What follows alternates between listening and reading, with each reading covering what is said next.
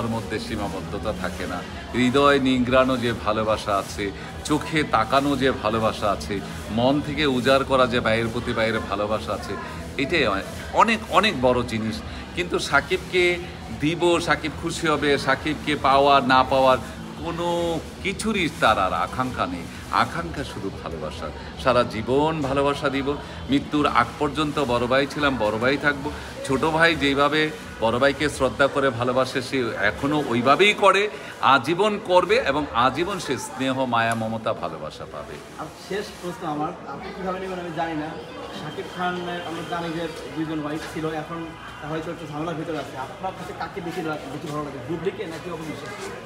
এইটা কোনো প্রশ্নের কাতারেই পড়ে না, যেহেতু আমি বড়, এবং সাকিবই বলতে পারবে যে তার কাছে কোনটা ভালো কোনটা মন্দ, এবং সেটা তাদের ব্যক্তিগত ব্যাপার, একান্তই তাদের ব্যক্তিগত এবং ফ্যামিলি ব্যাপার, স্বামী স্ত্রীর ব্যাপার, স্বামী এবং স্ত্রীর মধ্যে সীমাবদ্ধ থাকবে। আমি বড় ভাই হয়ে আমি ভালো মন্দের কথাটা আমি কিভাবে বলবো? এটা কোনো প্রশ্ন হলো? ঠিক আছে, না।